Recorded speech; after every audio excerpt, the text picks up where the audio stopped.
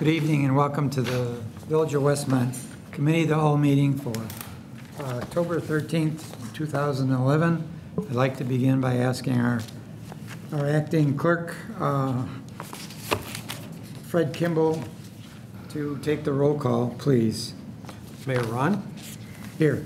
Simpsey is absent attending a clerk's conference in Springfield. Trustee Emery is absent this evening. Trustee Fleming? Here. Trustee Klebanow? Here. Trustee Nero? Here. Trustee Scott? Here. Trustee Seneca? Here. Manager Searle? Here. Attorney Zemanek? Here. Police Chief Mulhern? Here. EDD Assistant Manager Kimball is present. Public Works Director May? Here. Acting Finance Director Parker? Here. Deputy Chief Weiss? Here. Deputy Chief Gunther? Here. Very good. Thank you. Please join us in the Pledge of Allegiance. I pledge allegiance to the flag of the United States of America and to the republic for which it stands, one nation under God, indivisible, with liberty and justice for all. Thank you.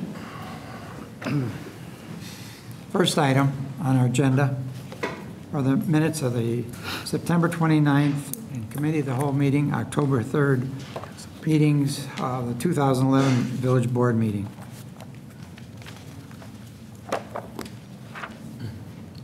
Do we have any comments under minutes?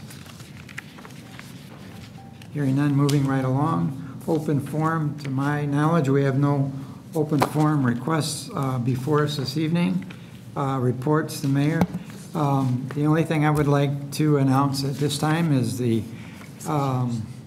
celebration my family had this past weekend in Columbia, Missouri, where our oldest daughter, Heidi, got married to a gentleman by the name of Tyler Phillips. And it was, the whole wedding took place on a farm down there, and it was very, very spectacular. It's a very beautiful area, part of Missouri. The weather was perfect. Everything turned out absolutely wonderful, and it couldn't have been any nicer. So my congratulations to both of them in their marriage. And that is all that I have right now. As you can see indicated on our agenda, the Fire Department Awards will be on Monday, October 17th. Moving right along, our village clerk. None that I'm aware of tonight, Your Honor. Okay. Village Attorney John Zemanek. Nothing tonight, Mayor. Thank you. Village Manager Ron Searle. Thank you. Just a couple of things. On our agenda for Monday, we also had scheduled a police department report, and we would like to ask to postpone that. I don't know what the new rescheduled date will be yet, but as soon as we have that, we'll let the board know. Also passed out a list of one purchase order we'd like to add to the agenda to Flag Creek Water Reclamation District in the amount of $20,000. We have related to that item another issue we'd like to ask to put on the agenda, which is a letter of understanding. This is part of the work that they're doing, the sewer improvement work that they're doing that mostly affects Hinsdale and Clarendon Hills, but it comes into Westmont a little ways along Quincy Avenue. And we have an opportunity to participate with them to make sure that the full length of Quincy Street that they are affecting will be repaved. And we did not have this money specifically budgeted, but because of some monies being available in from other street projects, we do have money available that we can spend on this project. So we'd like to ask to add that item on the agenda as well as this purchase order. I guess that's all I have. Thank you. Okay. Thank you. Trustee items, we'll start with Trustee Fleming. Yeah, I have a young lady here. Some of you have met this evening. I'd like to ask her to come forward. She has a couple of comments she'd like to make and a presentation to the village. So, good night, everyone. My name is Isabella Camargo. I came from Brazil. I'm a foreign exchange student, a Rotary foreign exchange student. The name of my city in Brazil is São José dos Pinhais. I live in the south, my state is Paraná. And right before I came, I had one meeting with the president of my city council, and he gave me the flag of my city that I think is really pretty. Oh, nice. And he wanted me to bring for you as a gift. Oh, how nice. And thank you. He also gave me this book. It's in Portuguese, but Leo, read it to us. it's really interesting. If, I don't know, maybe in the end of my exchange I can translate everything. But he says here, basically, that this is our political independence, and he wants you to know about my city and everything that happened there. And for maybe in one near future, we can make our cities closer with projects and everything. Also, he gave me this DVD that is about our mayor, the projects that are happening there and everything. So this is all a gift for you from my city in Brazil. Thank That's you. it. Very nice. Thank you.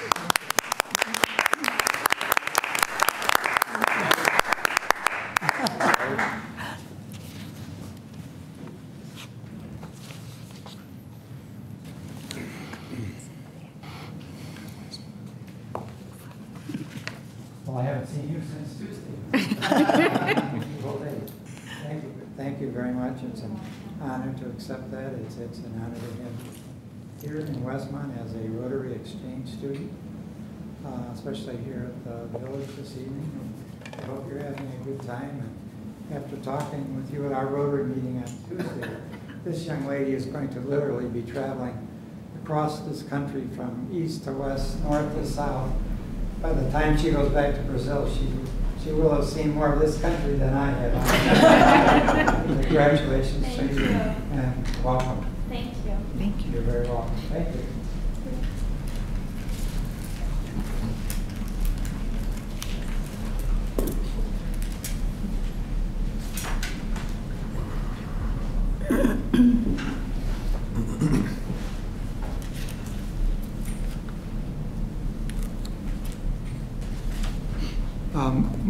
Moving right along, Trustee Seneca. Thank you. Just wanted to remind everyone, excuse me, there will be a public safety meeting Monday at 6 o'clock in the conference room, and everyone is invited to that. Also wanted to congratulate the fire department on a great open house for Fire Prevention Week. It was just extremely well attended. Wonderful, wonderful events and activities for the children. It was really nice to see some of our police department members there from Fiat SWAT, and they explained some of their equipment. So it was just really, really a nice, nice evening.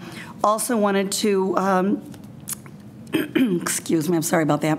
I wanted to give my sympathy to Doug Daniels, who suddenly lost his father, and to Craig Scala, both of our fire department. Craig lost his mother this week. So sympathy to them. And that's all I have this evening. Thank you. Okay. And welcome, Bella.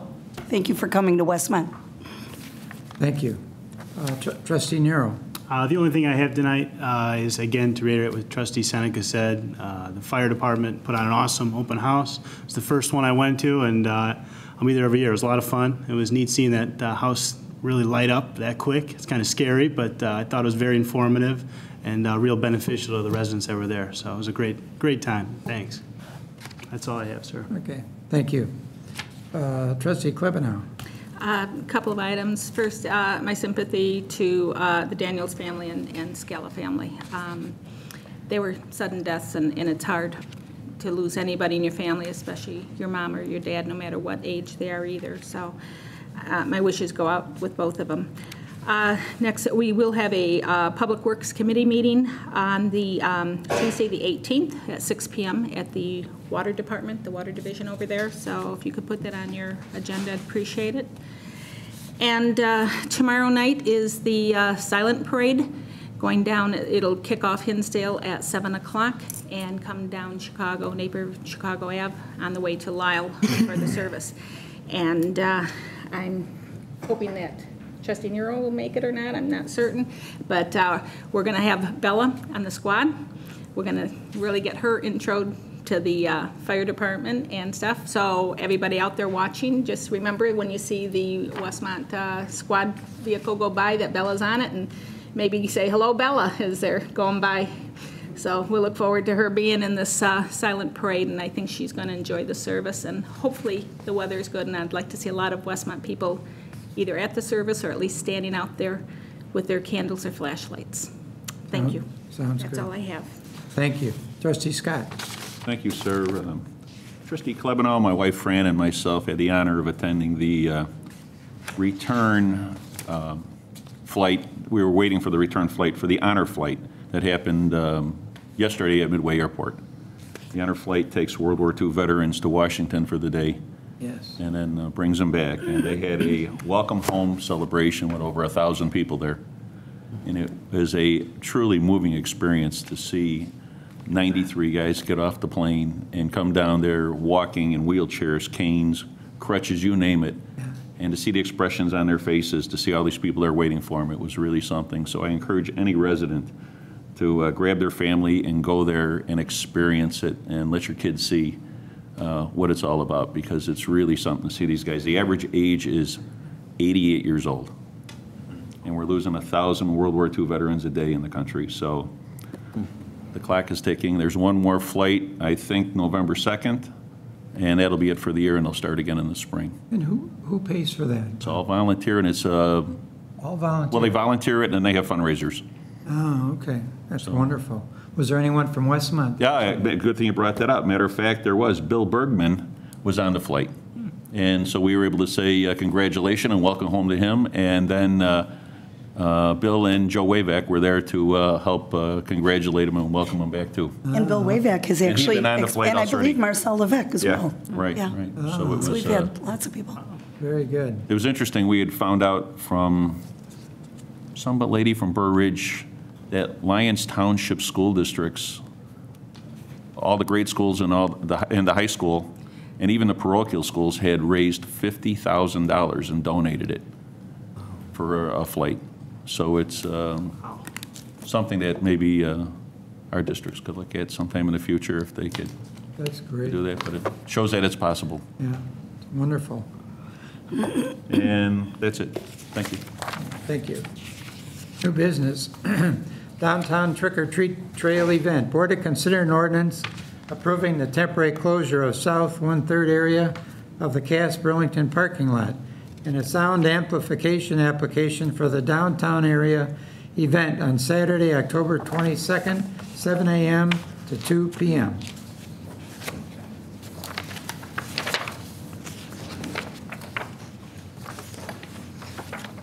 Good evening, Mr. Mayor and village trustees, village clerk, village managers, of course, and the attorney. My name is Al Carson. I'm the chairman of the Tourism and Events and also a board of directors participant. Before I get started for my request, I wanted to thank each and every one of you who did come out to our Oktoberfest. The reports that I've got, most people that attended enjoyed it immensely. And I'm here to tell you that we will be again attempting to do it next year at the same location, hopefully the same time, but even a larger crowd. So I just wanted to thank those that did come out. I'm out again on the October 22nd is our Trick and Treat Trail. It's going to be from 11 to 1 o'clock. And again, we're going all the way south to Dallas and all the way up to Chicago and Naperville area. We have participating at least 45 to 50 businesses who will be supporting this. We anticipate, we always like to give you a lower number so that way we don't get in trouble, but we're looking anywhere from 300 to 600 participating, of course, depending on the weather, which seems to be always our shortfall.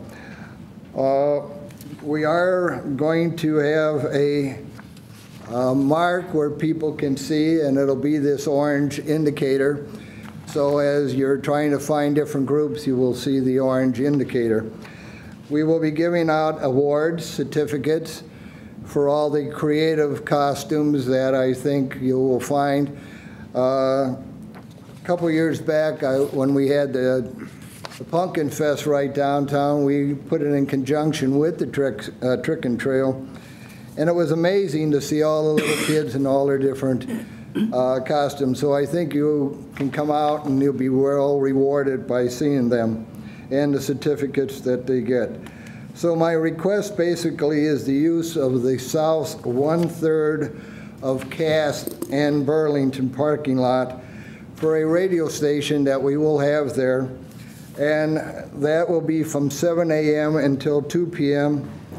And of course, we're wanting to get the permit for sound amplification for the radio station that'll be there. Again, we want to thank the Westmont Police Department, the Public Works Department, the EMA Fire Department, and participating realtors, village staff, and board of support that we've had. So again, that is my request, Mayor. It's once again a wonderful community event. We need to publicize it. Thank you for coming in, because so many of the families look forward to it. The kids have a wonderful time. They used to have a decorating contest, but a costume contest. Are they doing those this year as well? Well, most of it is the costume contest. Okay. The one year that what you mentioned, we even brought through the donation of, a little short on memory, but over by the Suburban Bowl, the company up there donated over 200 pumpkins. And we distributed those out to the village people, I mean, for their families. And then the individuals decorated the pumpkins and brought them along with their costumes. And we judged the best pumpkins as well as the best costumes. But this year it's primarily the costumes. Okay. Very good. And we would love to see you out there. And your costume would be always accepted, of course, and judged accordingly. Yes. That's what I'm afraid of. Thank you. Thank you, sir. Next item, variance request, 244 Willard Place. Board to consider an ordinance approving variance request from Dima Yazigi at 244 Willard Place for the following. A, zoning code variance request to allow the construction of an addition on a substandard width lot in the R3 single-family detached resident district. And B, zoning code variance request to allow an addition on a substandard area lot in the R3 single-family detached resident district. Is the petitioner here this evening? Thank you. Good evening, everybody. My name is Joseph Evan. I'm here on behalf of Dima Yazei regarding 224 Willard Place. Addition, they would like to put on their existing, it's an existing structure, and the addition would be going on a 49-foot wide lot. What is a substandard lot in the R3 zoning district. And existing structure is about raised one-story single-family home, and addition would be going on the east side yard, and also it will go on the back of the existing house. And that we would comply with the 20% side yard setbacks, and also we would comply with 35% lot coverage of 35%, and we're just asking for a variance to build on that substandard 49-foot wide lot, and pretty much whole street is plotted that way, 49-foot wide lots on the entire Willard Place. Do you have any comments at all? I think staff really doesn't have any comments, Mayor, other than the fact that this is a legally platted substandard width lot, and I think also as to total square area, so. Questions from board members? Looking at the plan there, I can't, such small print, I'm used to the big layouts. I can't see the height. It's within our height means that we have, there's no height difference? Because it looks very, very tall according to the plan here. Yeah, it was designed according R3 zoning ordinance. Looks nice. Believe so. And it's also whole permit is subject to Dan Morris Architects approval. They're reviewing plans for Village of Westmont. Trustee, we would certainly review that before issuing the building permit. Ensure the height Because I can't tell, compliance this land is pretty flat, isn't it flat in that area? But with the front garage, and it looks like on the side it's starting to elevate up a little bit. I can't tell if it's almost like a split level. It's not a definite two-floor. It's a raised basement. Okay. So we keep. Will it be a walkout in the back of the basement then? Yeah, it'll be access to a rear yard from the basement. It'll be like a sunken concrete. Okay, so the basement will be about halfway Right. underground. Okay, so that might help the height there then. It's deceiving on the little print here. I even pulled a magnifying glass out, and that didn't even help me. So, okay. Now, as long as it meets the other codes, I know we have definitely a problem with this. The lots, it looks huge, but it looks like it's very pretty, especially Looks nice, yeah. compared to what it's replacing. Any other questions?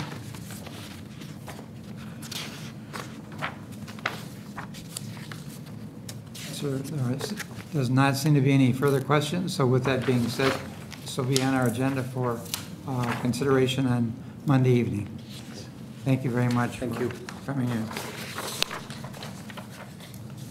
Next item, Downtown Development Grant. Board to consider an ordinance approving a downtown development grant request from La La Lee Bakery at 20 North Cass Avenue.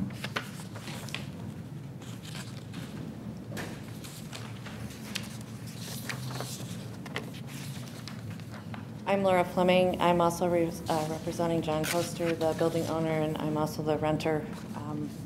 What we have is Commonwealth Edison has told us that from the pole to our building is no longer, it's outdated. It's from 1957. So we just happen to be the first ones in the downtown that got it. Anyhow, the parts are no longer made, and so now we have to replace the whole box. We have to replace the pole back behind the building to the building, and its estimate is between $7,200 and $10,000 to do it. I talked to the electrician today.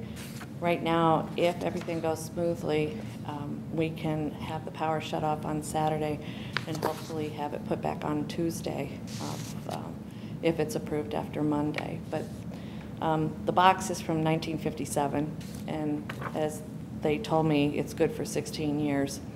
So I guess it's lived its use.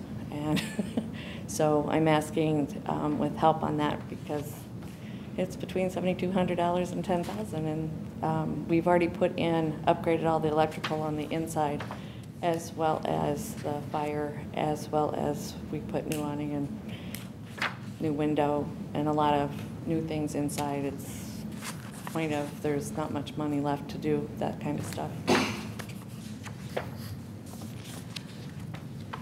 For the people that might be watching this, what is the total amount?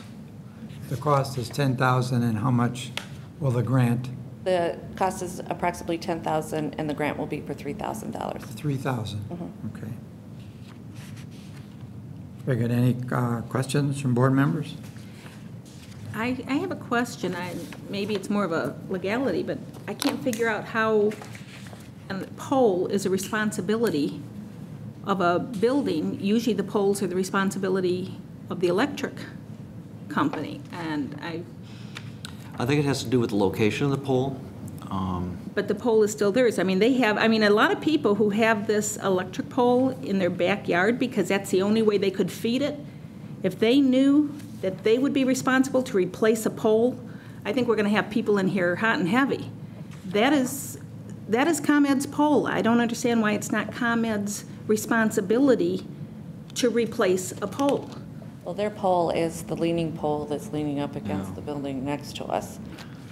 That's as far as theirs goes. From the wire from that pole to the pole right outside our building, which we have to replace, and all the boxes as well, that's our responsibility, according to Commonwealth Edison.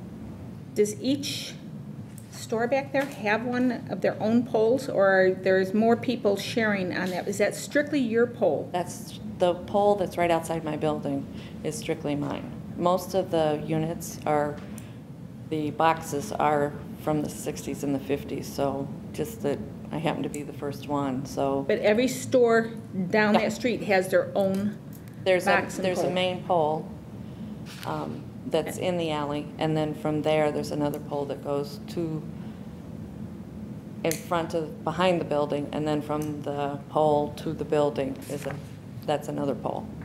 So we're gonna update it. We're not gonna even have the pole there. We're gonna have it attached to the building. What happens to the rest of the buildings down the street? They're gonna have to do the same thing I'm gonna have to do. And when will that be? As soon as Commonwealth Edison catches on to each one of them, I guess. Well, in this particular case, you had a part that failed, right? Actually, when they opened the box, there's a part, because there's a part on the flipper.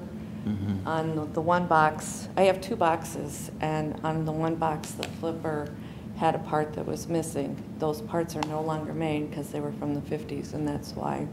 But anytime they're going to go into these boxes, we're going to continue to have this problem in downtown.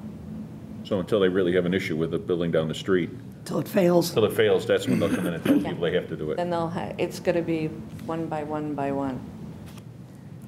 So you're going to have to be closed for business from, We're going to lose Saturday's, half of Saturday's business, and hopefully, we're going to be open back, hopefully, back on Tuesday. But I'm paying an electrician premium rate to try to do it on Sunday, so I can be open during the week. is ComEd holding you up in any way? I mean, because, well, do they have to do any of this work, or is it strictly? They have to come out, and the game plan is they're going to come out on Saturday, shut it off completely, so I have to close early. And then Sunday, Monday, I have to be closed. And then the only thing we're not sure about is if it has to be first inspected by the village and then by ComEd, and we don't have a clear picture on that yet. And once it's been inspected, then we have to give them a 24-hour notice to go from there. So it might be Tuesday or it might be Wednesday. So we have to pull everything out of the freezers and everything out of the coolers, and while they do all this work. Good old ComEd.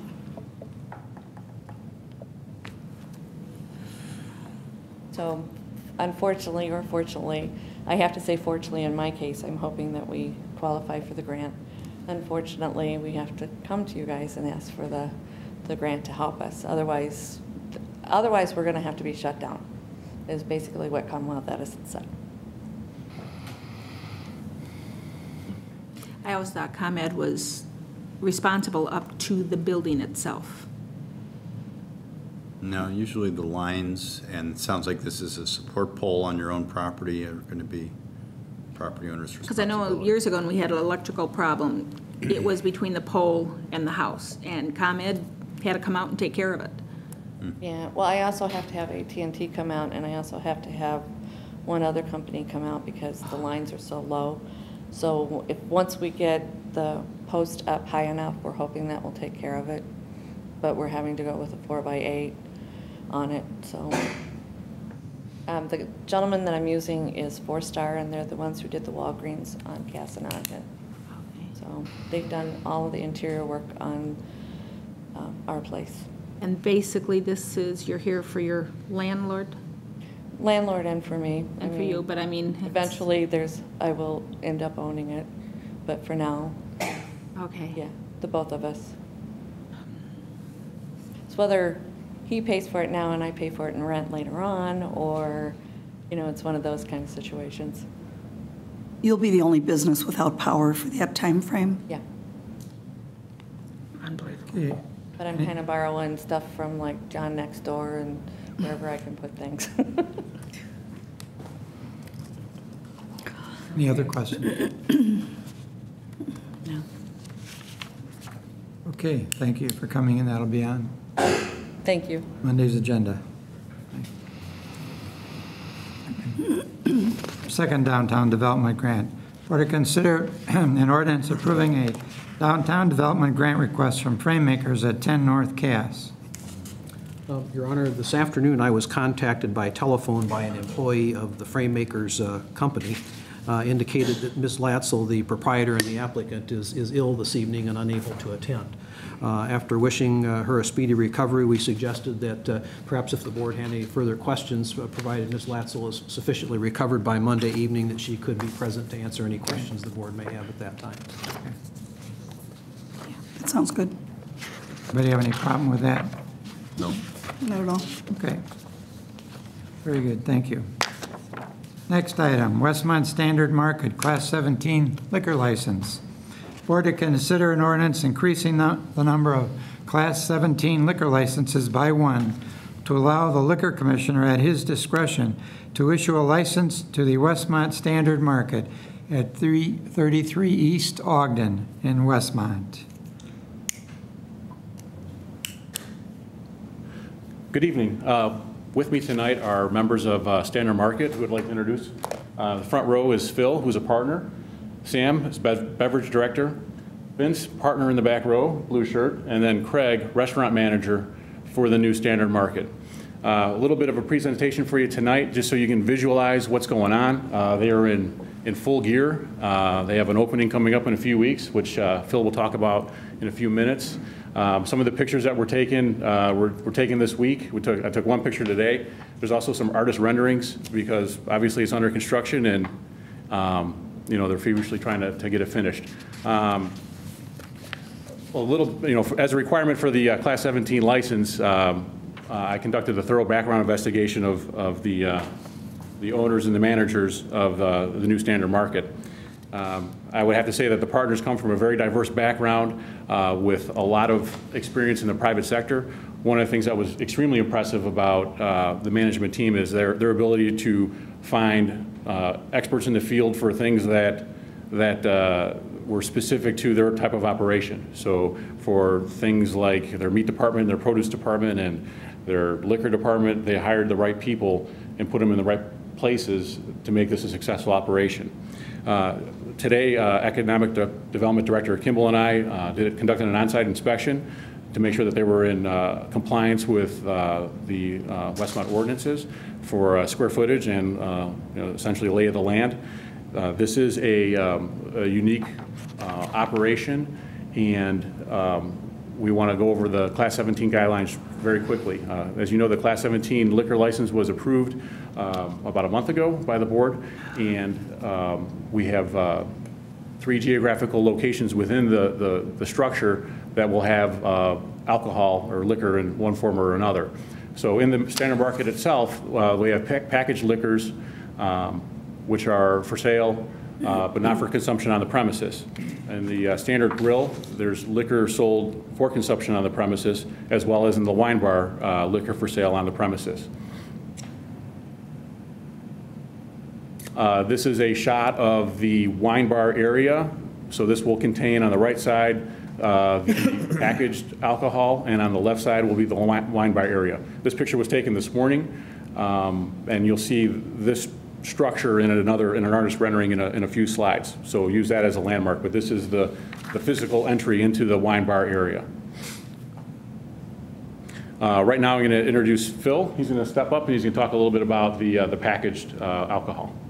Good evening, Mr. Mayor, trustees, staff. I'm very excited about the opening, which is coming up in about 3 weeks now, and our construction and management team is working very hard to make that happen. What I'm going to speak to you about tonight is a 5,200 square foot, roughly, location that's located in the northeast corner of the market that houses our wine, craft beer, artisan spirits, and artisan cheese selection.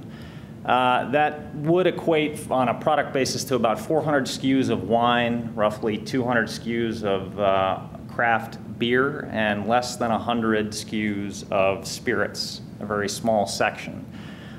Within that department, there's also a 250 SKU assortment of artisan cheese, which takes up about, I would say, roughly a third of the department floor space, and a wine bar, which is designed to seat 8 people. The packaged liquor, packaged wine, and craft beer that's sold in that can only be purchased through the registers, which exist on the southwest of the store and can't be purchased in that department. So anybody purchasing packaged liquor, or alcohol will have to leave that department and head to the southeast of the market to exit and be cashiered like any other customer. So what we've tried to do is design that 5,200 square foot space as sort of a respite or separate area within the market where, if you're a little bit tired, shall we say, of the hustle and bustle of the rest of the market, it's a nice place to go, relax, get a great view of Ogden and what's happening on the street, as well as what my beverage director, Sam, will speak about in terms of our service available at the wine bar. And of course, you'd be shopping artisan cheese in there as well. So that's what it's designed for, and relative to packaged liquor or the space itself, I'd be happy to answer any questions if you have any right now. Any questions, board members? None? Okay, Sam McDaniel, who's our beverage director, I'm going to ask him to come up and speak a little bit about the service model in the wine bar to help you get a better understanding of what we're trying to accomplish here as well.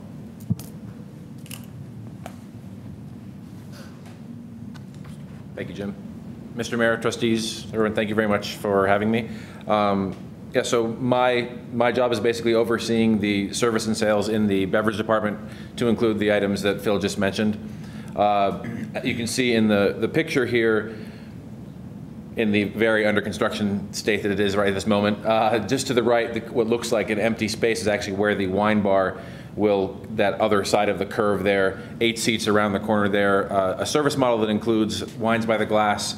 Generally, the usual service is in a flight of 2.5 ounce pours for the customers 3, or single glasses as well. It's definitely designed as a tasting bar for folks to get a chance to try some new things. So the flight model is usually the way people go. We will have craft beer on tap as well. We will be serving cheese plates and some other food to be determined in that area. The idea of our section in the market as a whole is to combine that wine and craft beer as a part of the meal more so than on its own. So we really will be, that's the kind of service model we're looking at as well, trying to put people with some great cheese on the plate or something else as far as food along with their wine and beer.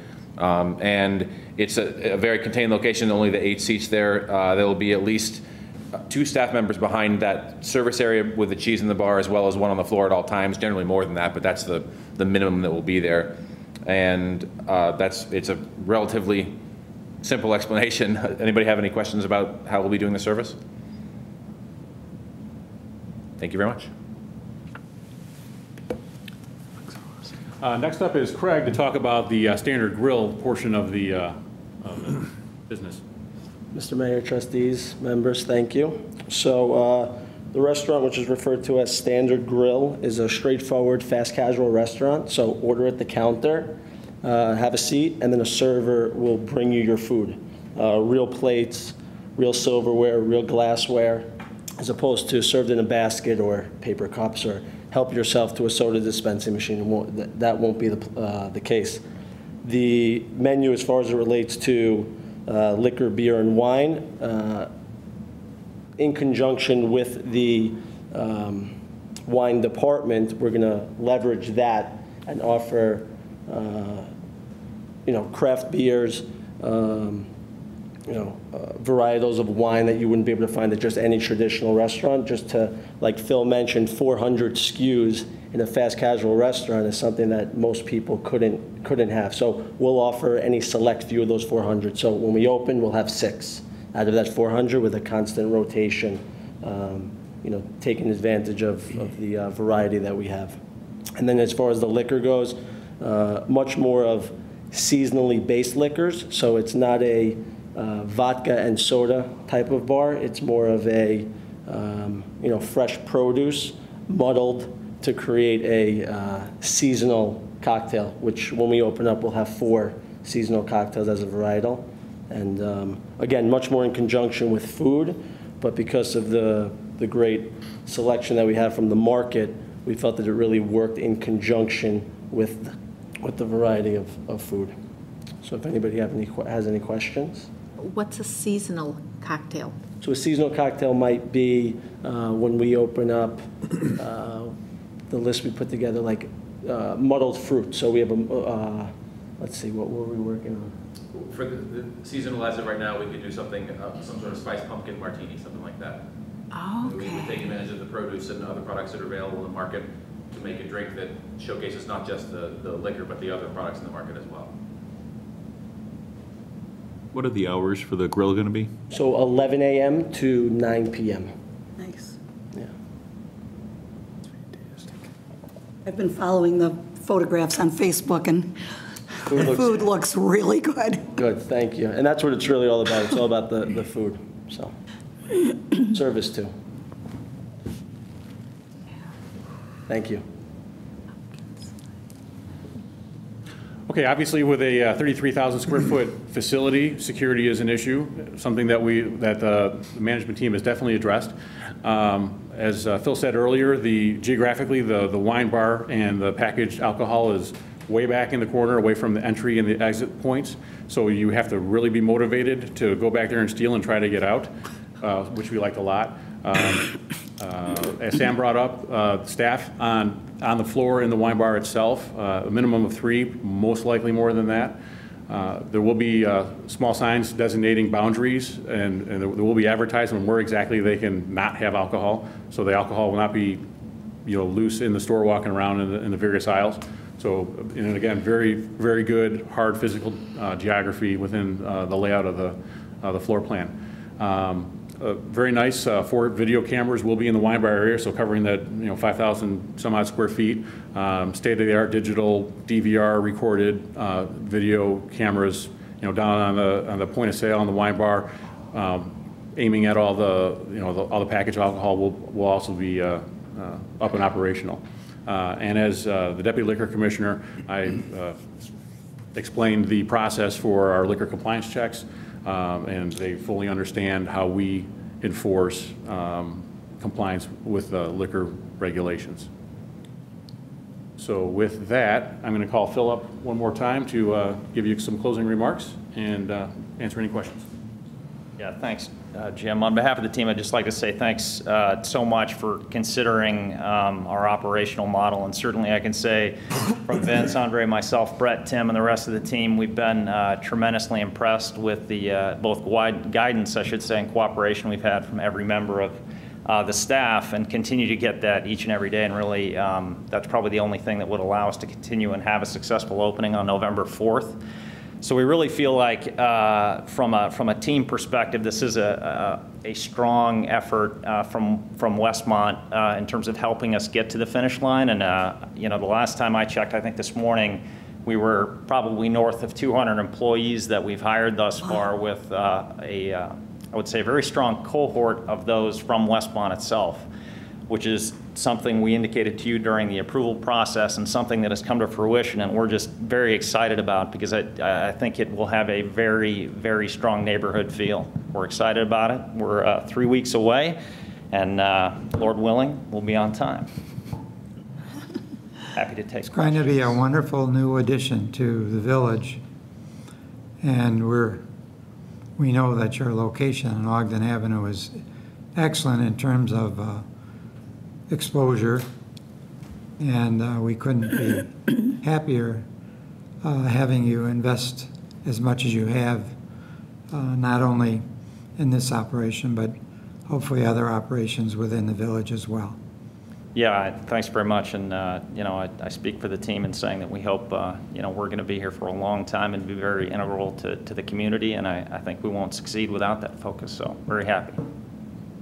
Phil, can you maybe comment a little bit on the breakdown of your employees? I know you've for some time now hired a number of additional people in your corporate offices on East Chicago Avenue as well. Yeah, we actually have a significant burgeoning staff in that office that handles administrative functions from purchasing and ordering, as well as inventory management, accounting functions, and of course the culinary team that just resides in that office and does research and development, and sometimes makes lunch for us when they're in a good mood. So yeah, you know, that's probably roughly about 15 to 16 people now in that office at 204 East Chicago Avenue, and you know, the rest of the hires that I spoke of are populating all of our departments. So you know, very strong swaths of high school students, college graduates, people attending COD, but many, many, many Westmont residents, and many indeed that live very close nearby that will either be walking to work when weather permits or just be a short distance away. And certainly, you know, we would expect their families to shop there as well. So I think it'll have a very tight-knit feel to the operation. I think it's important that we also thank you for using the sensitivity and care for dealing with the neighbors during the construction too. Yeah, I think that you know, through staff and everyone, they sort of made it a very inclusive process, and we enjoyed talking to the neighbors, and many of the suggestions that they made in terms of how our layout is, you know, probably have made it better, not probably have made it better. You know, and as we near opening, we're very focused on being friendly neighbors, you know, with respect to traffic management, as we had talked about, noise mitigation, light mitigation, and so forth. So they're on our minds because we would like them to be customers and friends, for sure. Right.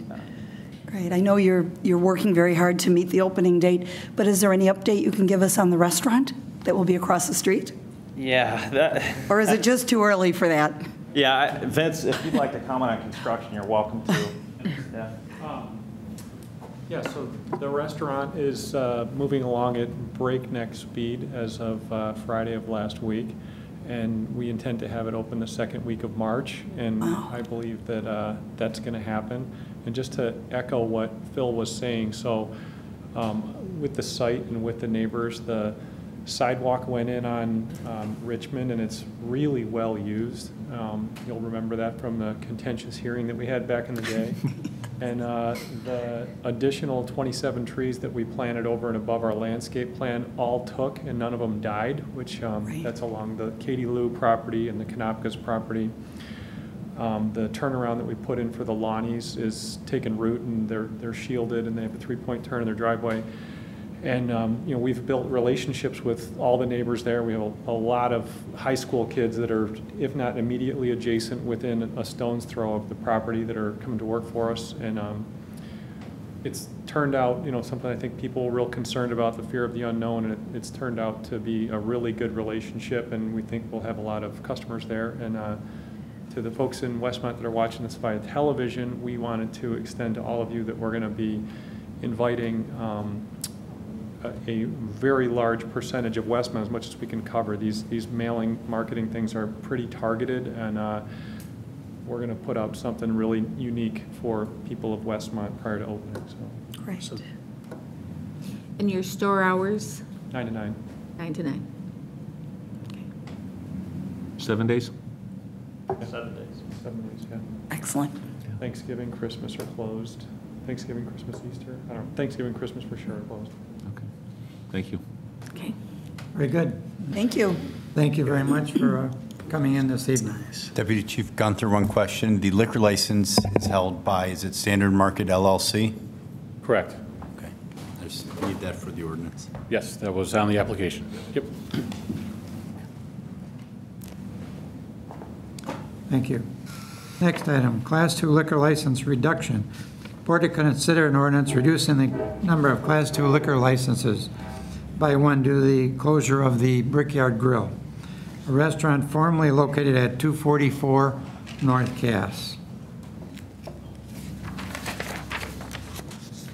Standard procedure. Any question? No. Thank you. Next item, Energy Choices Consulting Agreement. Board to consider an ordinance approving a contract agreement with Energy Choices Consulting Group for electric supply service to non-franchised village accounts. Mayor, earlier this year, during the year, Public Works facilities manager has been working with Energy Choices Consulting and Endurant Energy regarding You've all had presentations. Mr. Belden is here joining us tonight, and you've met him at a previous Public Works Committee meeting earlier in the year. And we had conversations about, aggregate, energy purchasing on a community-wide basis, and we discussed that a little bit. But here tonight, we're have a contract to do the negotiating and the alternative energy pricing for the Village of Westmont, our own accounts that aren't covered under the franchise agreement. So there are 24 accounts that would qualify for this third-party electric, service negotiation. And this contract, although it was in the packet earlier today, I gave you a copy tonight of the email that had the most current pricing for today. So this is a market, I don't want to call it bidding, but it's a market-adjusted negotiation, and it varies each day. So you have the current information from this morning, and of course Monday that would have to be updated for those prices. But in general, based on the rates that we're paying now, on our 24 accounts, it's anywhere from $25,000 to $30,000 savings per year, just based on what we're been finding in the last few months. So that could be fine-tuned on Monday. Have you got any questions about the service or the program? Mr. Belden is here to help me answer those questions, but I don't know how to handle the actual locking in the Exelon contract with an actual price if we do that on Monday, or if you prefer to maybe authorize staff to enter into these contracts based on whatever parameters, because everything's a day-by-day difference. So I'm looking for advice as the best way to handle that part.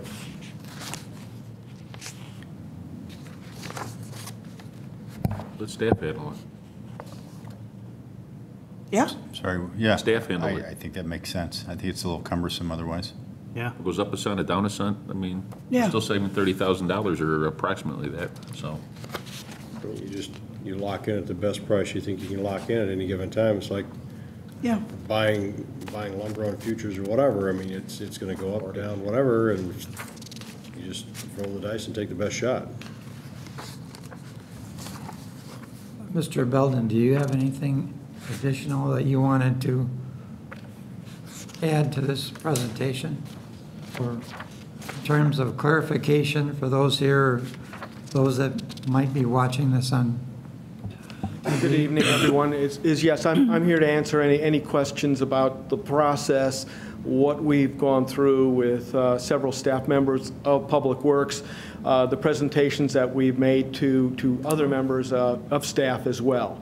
This has been a process that we've started back in February of this year.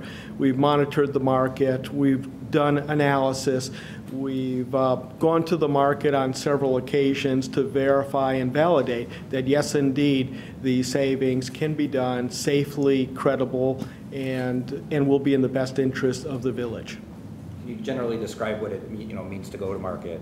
Just that we don't necessarily have to deal with Commonwealth Edison, to get energy. The state of Illinois back in 1999 deregulated the market, which enabled certified licensed suppliers to provide service to both non-residential, commercial, industrial customers, as well as now residential customers.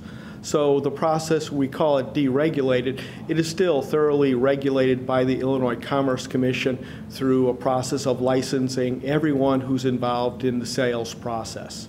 So this is a procedure where, as we stand today, probably about 80 to 85% of the overall volume that's flowing through ComEd's lines for commercial and industrial customers is being handled by third-party suppliers. So there are many towns who have done this since about 2007, when ComEd had restructured rates, and a number of towns and villages needed to go out to the market in order to get rate stability. Commonwealth Edison will still be distributing the electricity. We still have Commonwealth Edison bills. It's just that the energy is not. That's correct. The village is always a customer of ComEd. ComEd is always responsible for the reliability, the integrity of the system. So whether that's good or bad. Except the pole behind the building. Except that one pole on Cass. That's right, that one pole. Outside of that, ComEd obviously is still involved. They hold the monopoly on the distribution of energy. And that means that the reliability, whether you're supplied by the ComEd tariff rate, whether you go to a third-party supplier, your reliability, your service will be the same. So there is no discrimination as to whether you decide to go to a different supplier. In fact, ComEd has been very much a supporter of the deregulation and has helped the market grow quite a bit.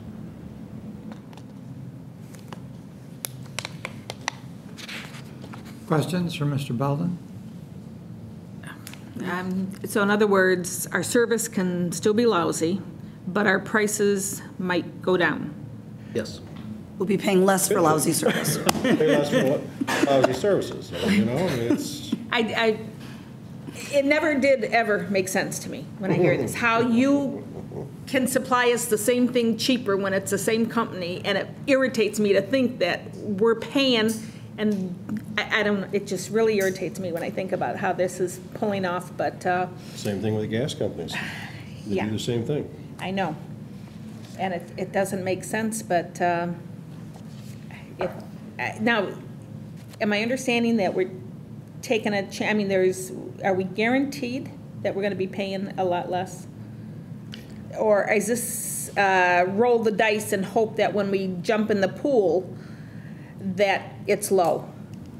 I mean, I've had mutuals, believe me, and I'm not happy. So it seems like I roll the dice and I buy in at the high end and I'm losing out. And that's what I'm curious on. How do we know we're getting in at a low level?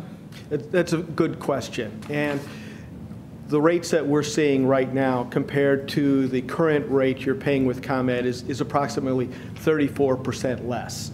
That's a substantial difference between what you're paying in the market. The market is also at a very low level, and it's based upon my professional opinion. This is a very, very low price, and the probability that this price would be higher than what ComEd is going to offer during the contract term is very small. Now, isn't it true also, I know when we had conversations about the aggregation part of it, that if the prices came in higher than ComEd, we'd always have the option of selecting them as the provider through their Exelon. That's true as well. There are the ComEd service will always be there to whatever the price will be, whatever the price is set into the future. So you always have the ability to say, I don't like this service, and to go back to ComEd at a future point. And how much time or notice must be given on that? We just can't say tomorrow we want to switch over or switch back. Is there a certain time span that we have? The contract that we're contemplating right now for the village is for a 24-month term. So for 24 months, no matter what happens, if ComEd starts coming in cheaper, we still have to stay with you? That's correct. And the price for ComEd is not something that is set very frequently. It is priced approximately once a year, every spring. And I've just listened to a presentation provided by the Illinois Power Agency, and that is the state agency that goes to procure power for both Commonwealth Edison and for Ameren. There are substantial contracts that they have in their portfolio right now that are much higher than the market. And that's where my professional opinion comes to say, as long as they have those higher price contracts in their portfolio, their price will never come down to the level of the price that we're offering here in the low 5-cent range. And that's where the village is looking at this, but many other customers are also looking at contemplating terms not of just 24 months, but 36 months, because they realize that over the course, these are very, very low prices that we're seeing right now. So we have no out clause for 24 months? The village always has an out clause. The contract always allows the village to exit upon any reason. At any time? At any time. No penalty? There is a penalty in the sense of when you do leave, it's a matter that says the company, the supply company, has the ability to go back and collect damages if there are any. And that is a very standard clause because of the fact that the company is pledging to give you a fixed price for the 24 months, regardless of what happens to the marketplace.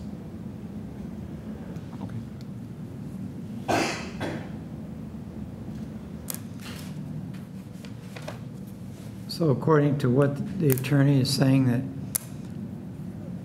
do we need to change this and approve it like it is? Or The language. have staff put the contract together and then come back to us? Well, the primary contract's put together already, and that's what was attached to your packet, and I've reviewed that, and that's acceptable. Okay. As far as the subsequent individual contracts, which is what you're speaking to, I guess that would be in the ordinance that staff would have authority to review and approve. What I was trying to explain is, you know, in the packet, what I passed out tonight was this morning's price. Monday, it'll be a different price, and you're not voting till Monday, so do you want us to bring in the price and lock it all in on Monday night? We can do that. Or if that, you know, if we'd have to exit and turn it around right away on, you know, on Tuesday morning. If that's, you know, too complicated, then the alternative would be you just authorize staff to enter into it, and whether it takes 1 or 2 or 3 days to do it. You do it. And we don't have to worry about the timing of the board meetings. You do it. And then you'd have the discretion to come back to the board and say the price is spiked Yeah, up, we're and we don't want to get into it. Right. Right. Yeah. Right. Sure. Okay. Okay, any other questions? Thank you, sir. Thank you. Next item, Pasquinelli Drive Intersection Improvement Project. Board to consider an ordinance approving the Illinois Department of Transportation Local Agency Agreement for federal participation on the Pasquinelli Drive Intersection Improvement Project. Mayor, if I may, I'll describe the next 2 items at the same time because they're regarding the same project. So just generally, the Pasquinelli Drive improvements, our improvement is the actual physical construction product that will happen on Pasquinelli Drive, but it interfaces with Ogden Avenue or US 34.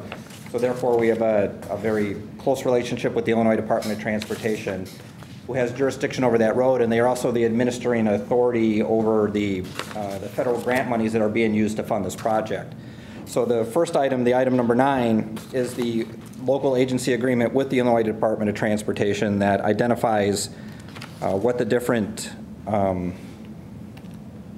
percent matches are, who's responsible for what, you know, percentages of each one. So the village's obligation under this agreement for this project, the local share, is $280,900 based on the estimated prices. That'll, of course, get adjusted a little bit one way or the other once we have as-bid prices.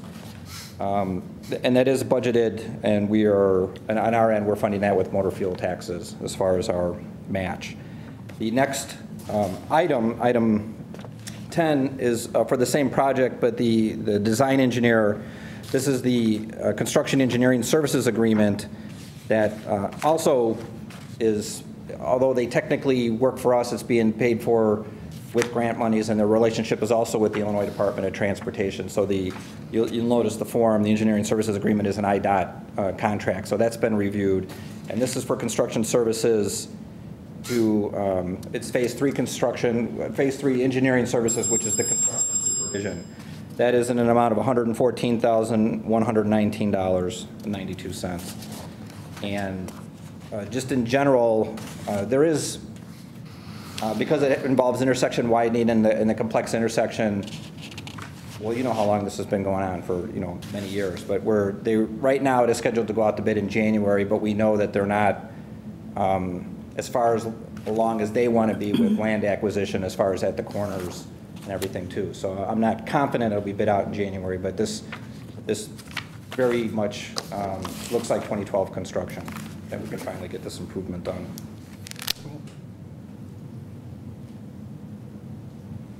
Questions? Is this going to change much on Ogden itself, or is it mostly Pasquinelli? It is mostly Pasquinelli. I'll speak to the differences of what are going on.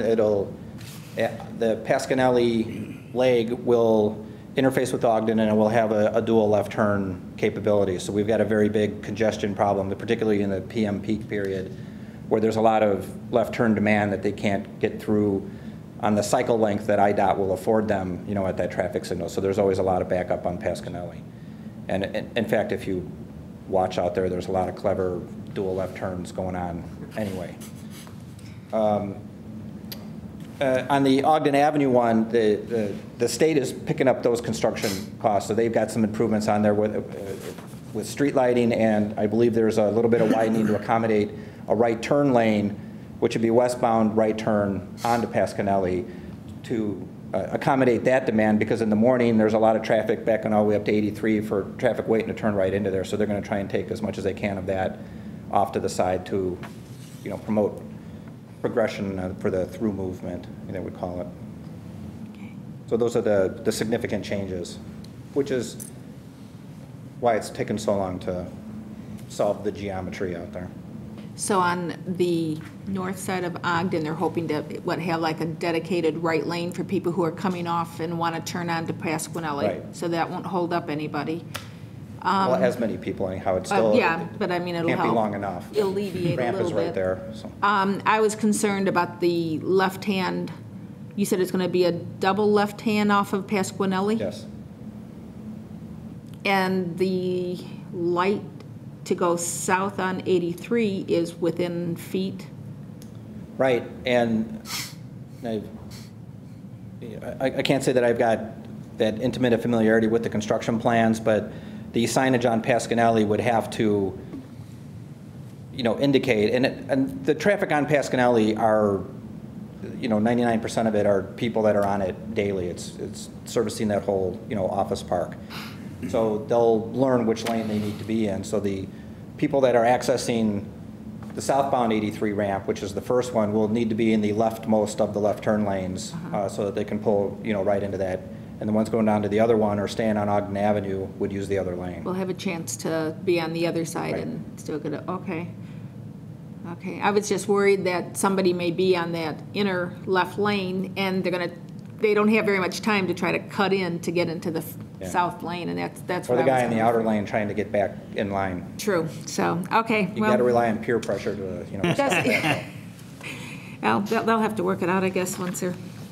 Thank you. This project is also why they have not been considering, our thoughts on red light, photo enforcement at that location too. So they want all these improvements done first before we look at anything at that end.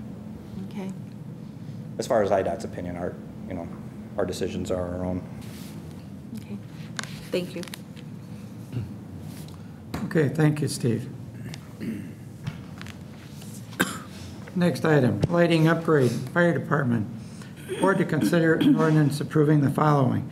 A, an agreement with Twin Supplies Limited to furnish and install lighting upgrades at Westmont Fire Headquarters and Fire Station Number 2. And B, DCEO rebate agreement number 165 for public sector energy efficiency program. Mayor, if you recall, this started back when our facilities manager worked with DCEO regarding a lot of grant opportunities, and we already have done a lot of in-house energy efficient lighting replacements in the police building, or mostly in the administrative areas of the police department building, somewhat on the fire side too. Twin Supplies on our behalf helped us apply for grants to do, they came in and did at their cost, another energy audit in the building. And in particular, we were looking at the apparatus bays in both buildings and that lighting. And they helped us, with Mike Chorney, and actually a lot of help with Deputy Chief Weiss, the grant master. We've secured a lot of funds to do this project. And in fact, we've received 2 grants. The DCEO grant was a 75% match, and then they applied for Illinois Clean Energy's incentive, which is picking up the other 25%. So it is essentially a 100% match, and the way this contract's written out, so there's two items. One is our relationship with Twin Supplies to retain them to actually do the retrofit.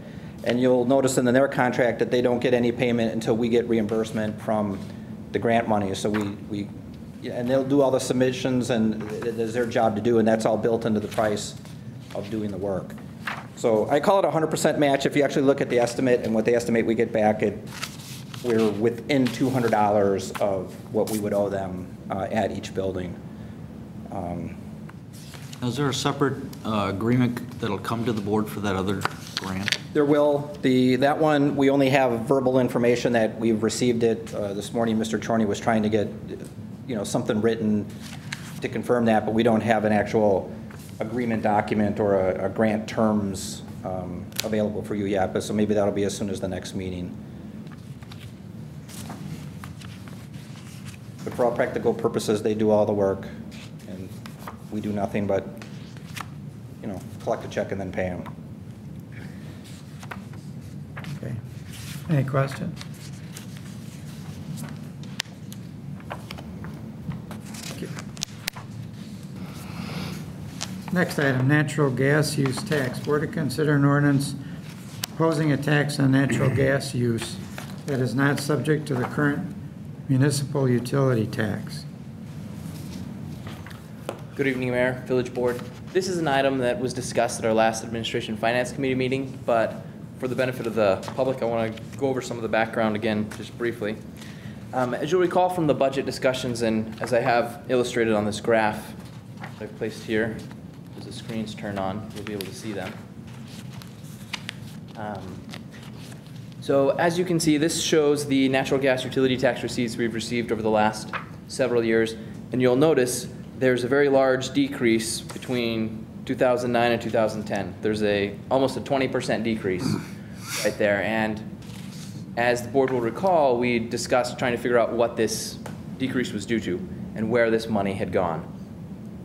As you're also aware, we have contracted with ASVAR to provide some utility audits, and due to some recent changes in state law, as part of their audit, they were able to find some information that they found very interesting.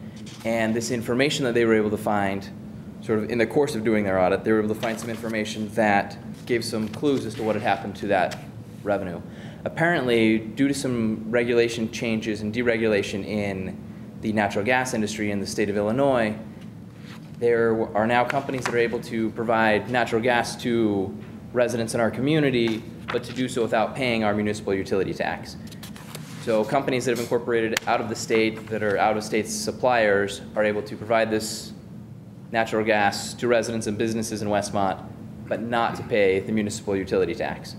So ASVAR had come up with an ability to come up with a proposal that would allow us to close this loophole. Because right now what you have is you've got some residents that are paying the tax and some that are not. You've got some companies providing service to our residents that are able to ignore the tax for purposes of their billing, and others that have to compensate for it. So in order to level the playing field, it makes sense to come up with another proposal that would take care of this. And the proposal that ASVAR had come up with is what's called a gas use tax. And all that this is it's a tax, and it only applies to those individuals who are not currently paying the municipal utility tax. So residents that are currently paying the utility tax will see no change. Companies that are currently paying the utility tax will see no change. The only change occurs for those that are currently in that loophole, that have been able to get out of paying that utility tax for the past couple of years, and they'll just be brought up to level the playing field to the same level as the other residents. All it does is level the playing field. Again, it's not a tax increase on anybody that's currently paying the tax. It's just tax equalization to try to level the playing field and make it fair for everyone. As was noted in your packet, we've got some revenue estimates provided by ASVAR. They're estimating we could generate approximately $158,000 in revenue. However, as was also discussed at the prior Administration Finance Committee meeting, there may be some fee to ASVAR which would offset a portion of this revenue. So we may not be getting the full $158,000. We're currently discussing with them what that will be.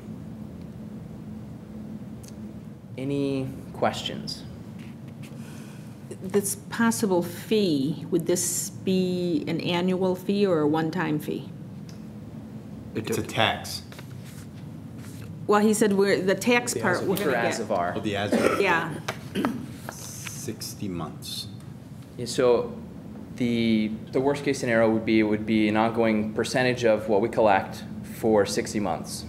What their arrangement has been in the past, if they discover a shortfall, they get a percentage for 60 months, and For then 60 it's months. over. What's the percentage? I think it's 30. 38% has been what it has been for the items where they discovered that the utility company had not paid us what they should have paid us. This is a slightly different scenario, and so could be different. But we're currently working with that through legal counsel, working with them, come up with what that would be. But it could be as much as 38% for 60 months. It wouldn't be any greater than that. No. Which would still be netting us around $93,000, worst case scenario. That's their finder's fee. Right. Right. Exactly. Yep. I guess what I'm picturing, because we got both of these things with the electric and the gas here on the books, I'm thinking that these people did this and to save their money, and I guess the companies saved them their money maybe by not putting our utility tax on it, and that's where they're saving the money. So they're not going to be saving the money. And that makes me a little leery, even on the electric part now. Are the people who go to their own electric thing to save money, are we running into the same problem? Are they actually saving money because they're getting around paying a utility tax to us, and they're really not saving on the actual cost or use of the product? And when this came up, first I'm reading the other one about the electricity, and I'm thinking, oh, that sounds good. Now I'm reading this and saying, oh, this is how people circumvented and getting a cheaper gas, which hooray for them. I thought it was great. But if that's how they're getting it, by circumventing our taxes, now are we Is there actually... something similar to the electric then, too? I don't know that you could universally say that. I mean, there's a free market element to competition that is out there. I mean, that's the whole premise behind it. That's probably a factor in this particular instance. Are they getting cheaper electric, doing the same thing these people are with the gas? I believe they're not paying the utility. Well, we have I mean, I know. we have an expert in the audience who might be able to actually comment on that. I don't want to hurt us on getting Right. cheaper regulations for electricity, starting something in our town, and ended up doing the same thing to the poor people with the cheap electric, but now we're hitting them with utility. I could answer that. And on the electric side, and just yesterday, DuPage Mayors and Managers Conference held a detailed conference on community aggregation. And this is where a community would pass a referendum, where ordinance would be generated and allow a village to go out in whole and seek a low price supplier. So obviously, the villages and village managers and staff are very concerned that making sure that they're not going to cut their nose off in the sense of wait a second, we're getting a reduction in our electric costs, and what is that going to mean to our tax base that we rely upon? And on the electric side, the taxes are generated on a kilowatt hour basis. So it is not a function of how much you pay, but it's a function of how many units are crossing the meter by ComEd. So it becomes a relative tax-neutral transaction. The benefit is truly a difference on the commodity rate of the electric energy.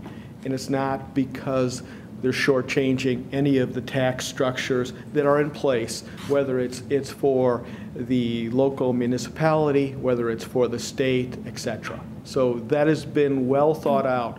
And the only thing that changes in electric deregulation is the fact that the commodity is allowed to be bought at a lower price, at a market price. But the delivery costs, that is the component that goes to ComEd, is not changed regardless of supply. The taxes and other surcharges that are used to generate some of the programs, the energy efficiency programs, the renewable programs, those things will continue to go on as they always are, as long as the kilowatt hours, the amount of energy is the same.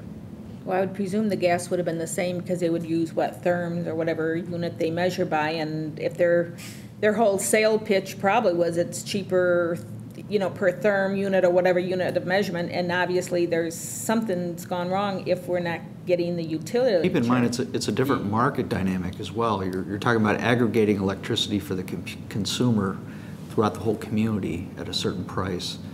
And with the natural gas, you know, you as an individual can go out and find that price. Well, then, if we do manage to keep the electric costs down, and you're paying tax, wouldn't the tax go down? Because, I mean, if you buy something for $25 and you pay 5% tax, and you buy something for $50 and you pay 5% tax, you're obviously going to get more tax money on the $50. Would that be the same thing we're doing with our electric? We're bringing our electric costs down. The electric's based on the usage, on usage, not on the bill. And Okay. that's the issue with what it was with the natural gas. It was based on a percentage. So our municipal utility tax is based on a percentage of the gross receipts from the company. Because of that, with the deregulation, the companies that are out of state are able to escape that and not have to pay the percentage. To fix it, we're going to by use, so by therm now. So the people that are not covered under the municipal utility tax of the 5% will now have to pay per therm that is being used. And that's the way that we equalize it. With electricity, it's already was mentioned, it's already by kilowatt hour. That's where our ordinance currently reads, and it is by use, so it's by the amount of electricity you use. This equalizing piece of the natural gas follows that same method, which is now going to be done by use rather than as a percentage. Instead of the dollar amount, it's strictly by how much they're using then. Yes, exactly. Okay, And good. that's what allows us to close the loophole. Okay. Which has already been gotcha. done in electricity.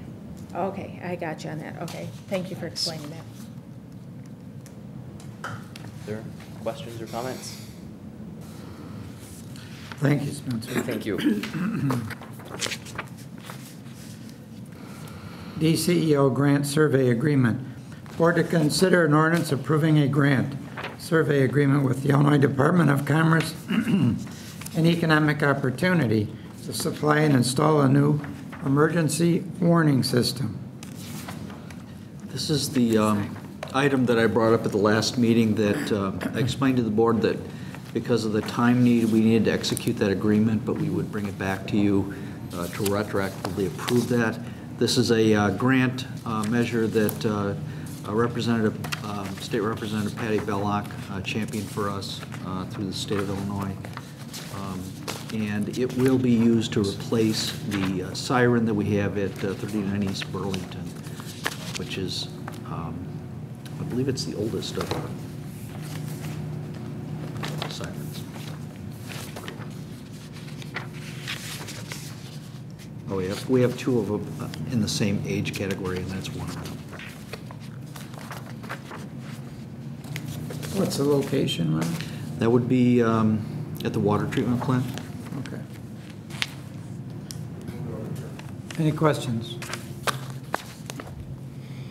Next item, yearly maintenance on cable TV cameras. Board to consider an ordinance approving a contract with Critical Technology Solutions of Downers Grove for the yearly maintenance of our exterior CCTV cameras. And here he comes. There he is. Mr. Glenn Liljeberg, our ET person. IT person. ET. Thank you, Mayor. Watch that with my grandson. Pretty much what this is replacing an existing contract that we have with a different vendor. We are in the process of replacing the software and the cameras. A lot of the cameras are original to that building when it was constructed.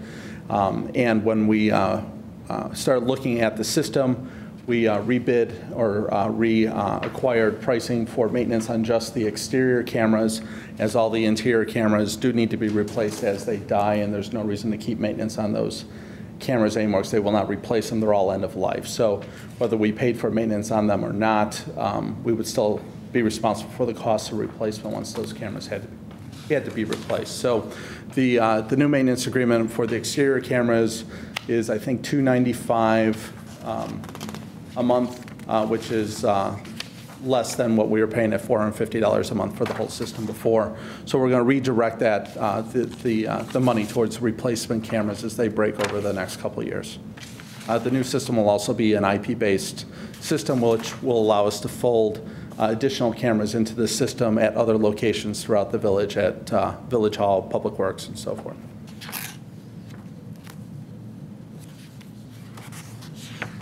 Do you have plans to put up additional cameras?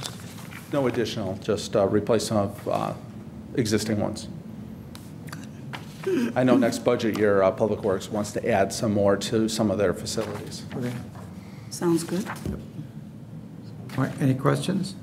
Thanks. Thank you, Glenn. Finance ordinance number 12. Waive the reading.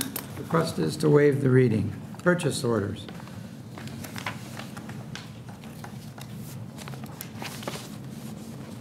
Questions on purchase orders?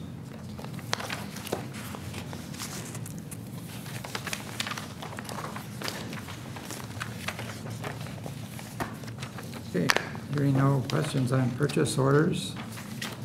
We have no request before us this evening for an executive session, so unless there's something else to come before the board at this time, I would entertain a motion to adjourn.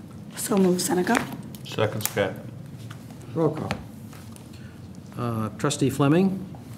Yes. Trustee Klebanow? Yes. Trustee Nero? Yes. Trustee Scott? Yes. Trustee Seneca? Yes.